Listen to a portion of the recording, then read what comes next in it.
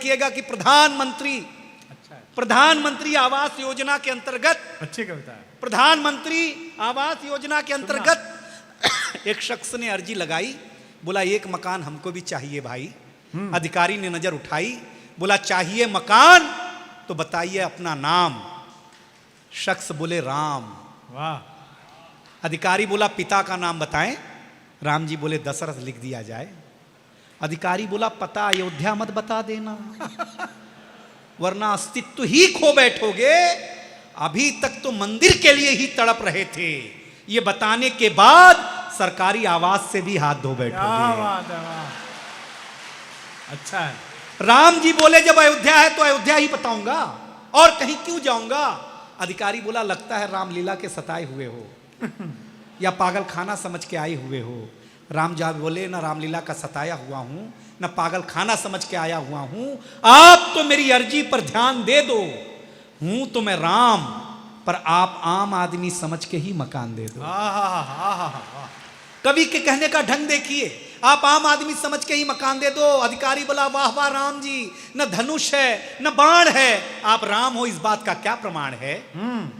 राम जी बोले सब कुछ तो प्रमाण का ही खेला है, प्रमाण के ही चलते तो मंदिर निर्माण को इतने दिनों तक ठेला है।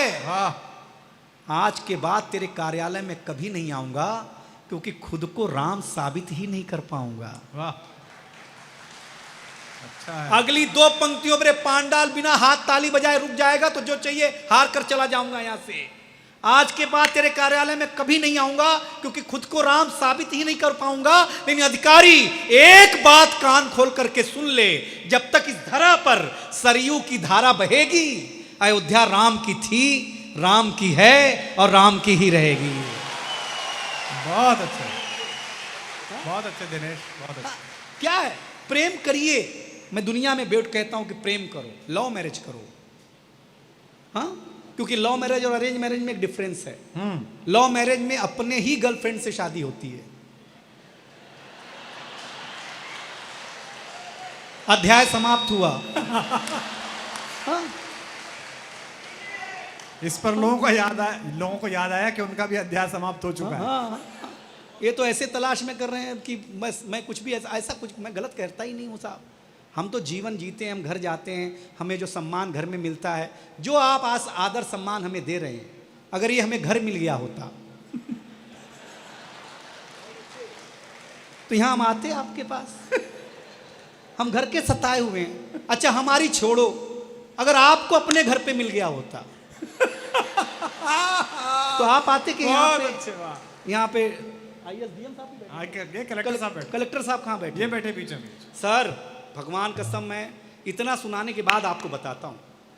मेरे पिताजी कलेक्टर कार्यालय में क्लर्क होते थे। अच्छा। तो जब भी कोई कलेक्टर साहब आते घर आके 3 लात मारते और बोलते ऐसी पढ़ाई करो, कलेक्टर बनो, ऐसी पढ़ाई करो। हर 3 साल में कलेक्टर साहब का ट्रांसफ़र हो जाता, फिर आते, फिर धोते। 20 साल तक आपके नाम से मैं इतना कूटा गया।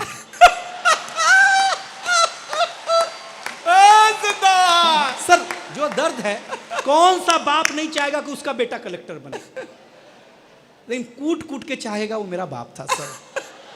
उस दिन मैंने कसम खाई थी आनंद वालों कि मैं जरूर ऐसा कोई काम करूंगा कि कलेक्टर साहब नीचे बैठे होंगे।